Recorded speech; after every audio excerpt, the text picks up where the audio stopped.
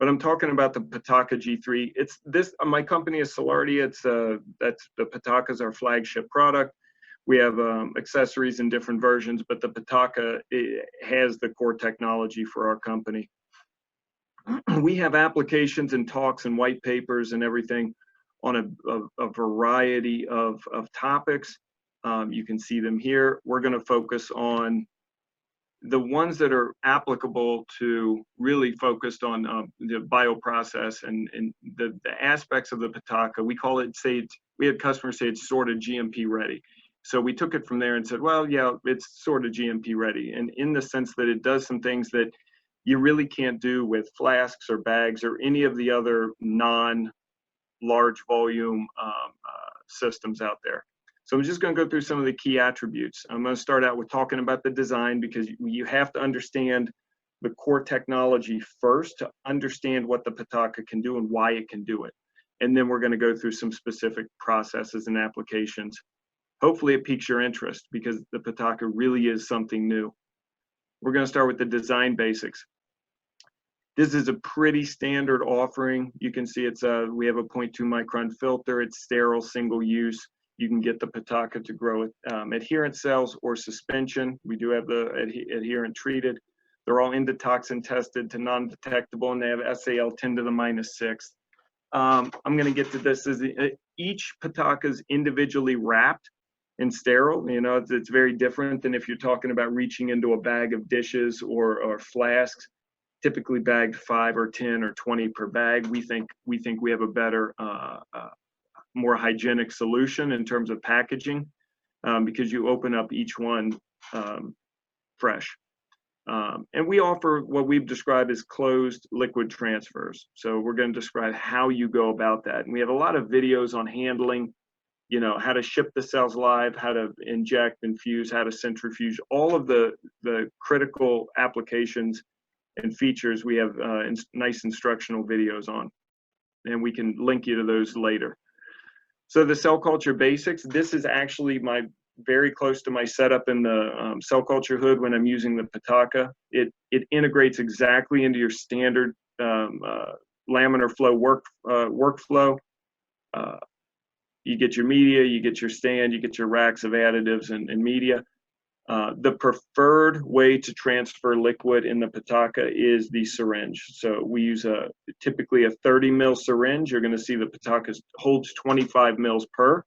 So a 30 ml syringe gets a full fill on a single aspiration and dispense. So that's our preferred method. We sell these blunt cannula that go through the silicone port. We have what's functionally a closed liquid transfer. Very different than dishes, plates, and flasks. And then also, this port accepts micropipetters and multipipetters and adapter tips for serologicals, and pretty much any of the liquid transfer devices you're using now, Petaka accepts. Also, we've been in the market for over 10 years, and we have evidence and white papers and customer feedback and testimonials and a lot of cells in our hands, so that we know that every type of cell imaginable is supported in Petaka. iPSCs, immortal cells, biopsy samples to be shipped for pathology, embryonic stem cells, you name it. It's been successfully grown in Petaka. Hybridomas, everything you can imagine, we have success stories with. Okay. So what are some of the attributes that make it really good for the customer types and the researchers that are doing, you know, in pharma and cell therapy development, academic labs that do scale up? That's kind of what that's kind of what this is talking about. Anytime you want to, you're transitioning into scale up, or you have a GMP process already and you want to implement a better, cleaner, simpler, more hygienic solution, that's, I think, where we come in.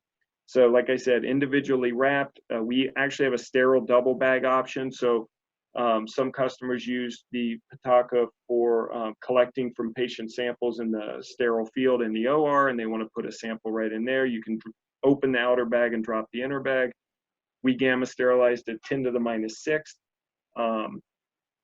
I think that's becoming the industry standard, but I think some of the standard cell culture ware is only 10 to the -3 still. we say it's functionally closed. Everything goes through a silicone port that can be disinfected through UV or benzalkonium chloride or hexachloridine or isopropanol, ethanol. It's chemically resistant. You're going to see pictures of the Petaka. Each one has a UDI barcode label that's just, it cannot be removed. It has to be destroyed before it's removed. We selected the label very carefully so that it really can't come off. And there are a lot of processes you can do in the Petaka that can take place inside the Petaka, whereas normally with flasks or dishes, you have to lift, you have to transfer, you have to put into a different container. I'm going to take you through those. And it's used by many, many facilities worldwide in their GMP process. But before we go into everything else, we have to back up and describe what's the core technology in this Petaka device. It looks like a little flask, but what does it do?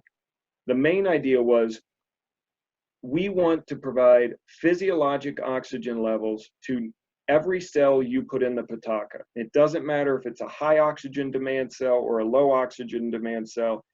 It doesn't matter if in the native tissue, it sits at 30 millimeters of mercury dissolved oxygen or 45 or 55. When the cells go in the Petaka, they auto-regulate the dissolved oxygen to make their own tissue-like microenvironment and it's driven by the cell's metabolic demand. So if a tissue in the body is high consuming and it has a low local oxygen level because it consumes it all, and in the tissue it's 25 or 30 millimeters of mercury dissolved oxygen, that's what it's going to auto-regulate in the Petaka. If it's higher, it'll auto-regulate that in the Petaka. But overall, we wanted to move standard cell culture disposables away from the 140, 150 millimeters of oxygen down to the physiologic range. And that's what we get with Petaka. We call it physioxia. And this is a typical profile. So in an unequilibrated media, you're starting at about the equivalent of 150 millimeters of mercury of oxygen. And when you put the cells in Petaka, they consume the oxygen and decrease the dissolved oxygen until there's an equilibrium set up. And that's where you maintain for the rest of the cell culture. And how does that work? Well, in flasks and dishes and plates, it's open, so you have a huge mass movement of dissolved oxygen through the gas and through the media. We restrict that. So around the channel of the Petaka, around the edge of the Petaka, you have a microchannel, and the path from the outside atmosphere into your culture chamber is extremely restricted, such that when your cells consume the oxygen, they don't get flooded back at 21%. They consume it until there's a gradient established and an equilibrium established so that you get physiologic oxygen. And this microchannel system, the length and the diameter, it's tuned very, very carefully according to Fick's law and other mathematical models to make sure that cells are always within that physiologic range. And that's what the Petaka delivers. So in a sense, it can be a replacement to low oxygen incubators, glove boxes, these portable hypoxia chambers. We are all of that and then some. It's functionally closed, so you don't get the evaporation that you get in a flask or a dish. You don't get osmolarity changes over many days or weeks in the Petaka because you just don't get a significant evaporation rate. So one of the really good aspects of the Petaka is its cell density when you're growing it and the space savings it can provide. So you can see here's a picture of the Petaka. Now that's an SBS footprint. That's a T75 growth surface here. And you can see it's very slim. It's about 5 millimeters thick. We provide these stands that hold 12 Petaka. I only put 6 in here to show you the spacing. But each side of the Petaka, you could grow, for adherent cells, 75 and 75. So each Petaka provides 150 square centimeters of growth surface. So in one of these stands, which is about smaller than a standard masonry brick, basically you have the equivalent of 24 T75 flasks. So we achieve a cell density of 12:1. So very typical, very common, one stand of Petaka, 12 million cells at confluence times, or 12 Petaka times 25 million cells, which is say 12.5 million per side. In attached cells, in a very small space, you can get 300 million. And if it's suspended, up to 600 million. So very, very high cell density. So it's space savings. You can monitor bioprocess in a way that you can't with off-the-shelf plates, dishes, and flasks. To highlight some of the capabilities, here's my Petaka. This is how I measure oxygen in the Petaka. We sell a Petaka DO Sense. So if you want to take a representative example out of your batch and say, I'm going to monitor that one for my dissolved oxygen to QC my process or make sure I'm within parameters. You can do that within inside an incubator. You just have to run the oxygen sensing cable in there. I don't need that. I mean, I have a warming tray right here. I keep it at 37. And I can use the NeoFox system to do non-invasive, light-based external dissolved oxygen monitoring. We have a very good partnership with them, and it's very functional and it works very fine. You can see this is a funny thing. You're culturing cells on an open bench. Obviously, you put it in an incubator if you want to, and it works without CO2 or at 5% CO2. That change doesn't impact the cells.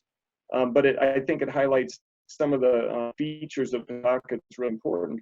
You don't need a water tray.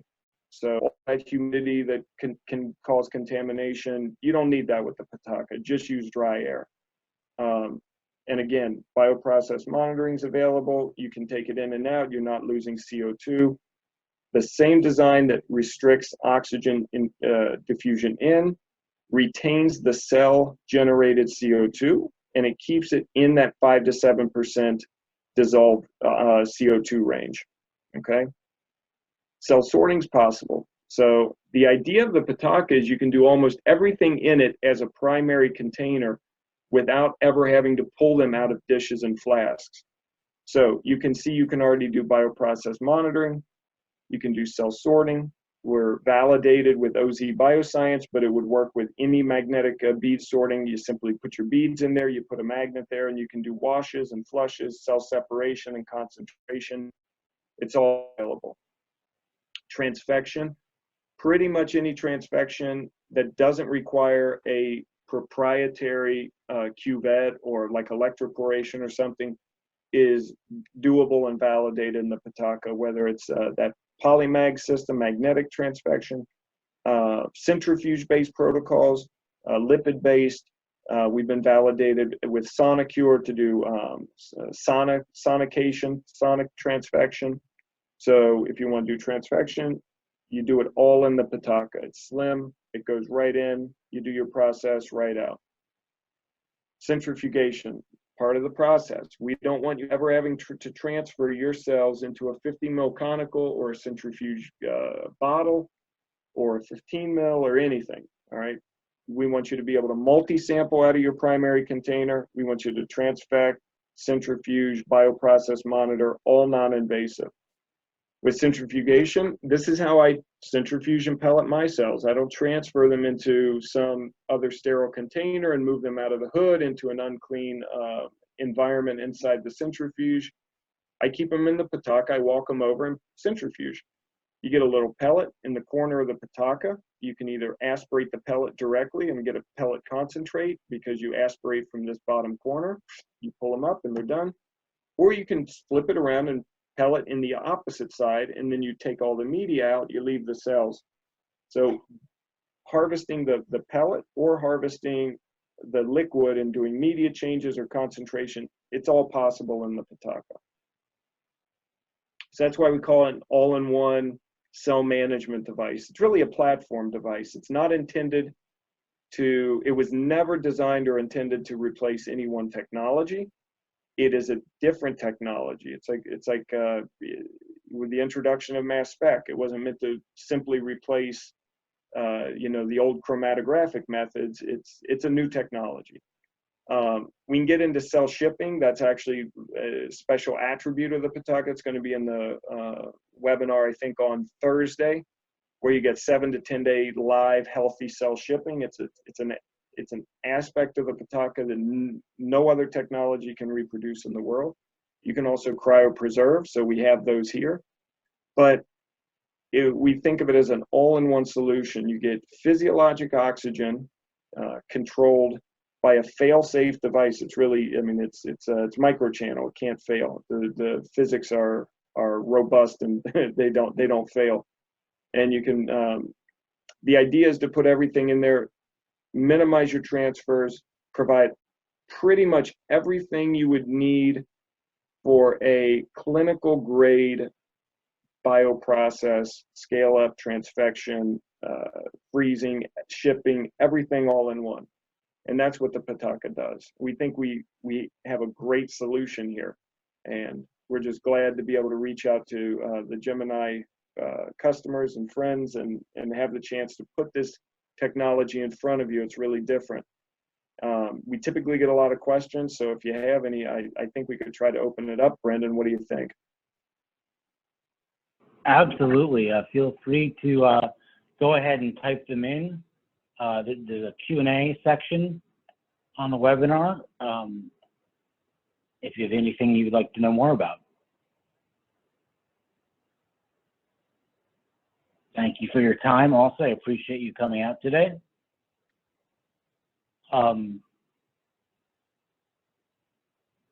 No questions so far. It seems like you've done a good job, Aaron. Oh, I don't know if that means that, but that's a good compliment. Thank you. Well, I'll send the screen back to you. I had a question for you. Yeah. So one of the things, I know we're going to talk about more about this in the shipping, but I see, oh, here's a question right here. We've got, can you talk about, is there a way to image the cells? Yeah, sure. Can you talk about that a bit? So, and I didn't put that in there because I really wanted to focus on the sort of closed bioprocess aspects and how we support that. Yeah, it's crystal polystyrene. You're going to get an image as good or better as you can get in a flask or a dish. Everything that you would normally get in a inverted microscope is available with the Petaka. It fits on any microscope platform. And we've done fluorescent. We have many customers doing fluorescent imaging and of all kinds. Okay, another question. Does O2 level change with increase in cell density? So this is an interesting topic. This is actually something we'd need to take offline, because if you haven't really thought about the oxygen dynamics and what happens when the CO2 or the oxygen transfers from the atmosphere to the media, it can be a very complicated thing to understand. But so the short answer is yes, it does to some extent.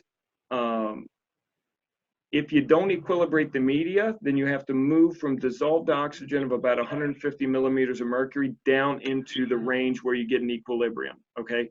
That equilibrium will drift a little bit when you go from, say, a seed culture of 2.5 million to 12 million, where you approach confluency in the Petaka, but it's going to remain in that physiologic range. So it'll rapidly get down into a physiologic oxygen level.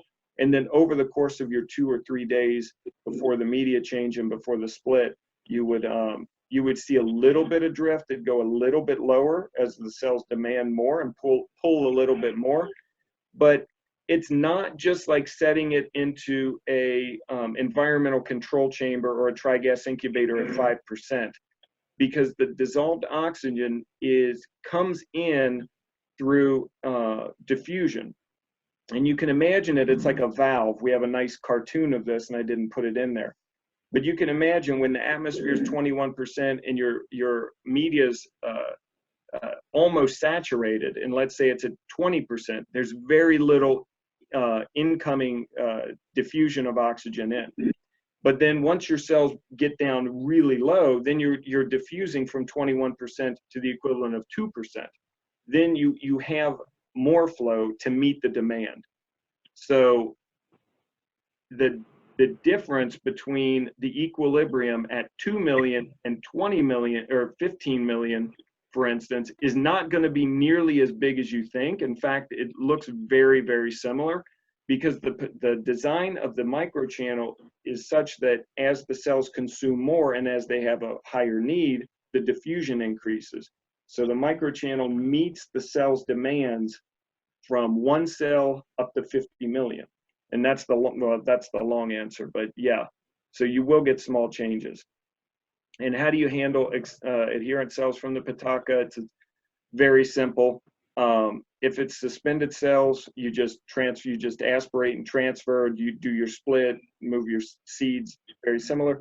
If it's adherent, there's 2 solutions. You can either add trypsin, shake it a little bit, warm it 4 or 5 minutes, and then pull them out exactly like you would with flasks. But if you have cells that you don't want to trypsinize because they're really sensitive, or you want those surface proteins, there's a Petaka that's available. It has a little magnetic bar inside. It's a little magnetic scraper. So you would take a little hand magnet that we give you, and you just scrape it, just like with one of those cell scrapers, the rubber policeman or the cell scrapers that you can get. So both options are available, mechanical lifting, or you can trypsinize just like you would in a plate or flask. And you saw in another question, saw a barcode on the bottom of some of the Petakas. Do they all come like this? If you saw a picture with the barcode on the bottom, that was the old style. Those are some older pictures. The rest of them, I'll show you here. They come looking like, I have to get this off my screen. They come looking like this. So you can see it in the centrifuge bucket. They come with a really big, bold label on the back, easily scannable. You can't miss it. But you're right. There was a picture there. You probably saw a picture where there's a barcode at the very bottom edge, but we haven't manufactured those in 5 years.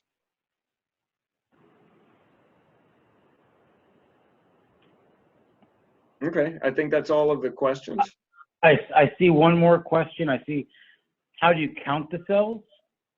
Oh, so yeah, so counting is interesting. So it's a multi-sampling system. So during your process, you can just aspirate 50 mils or 50 microliters or 100 microliters or whatever you need to get a current cell count if it's an attached cell, or sorry, if it's a suspension cell.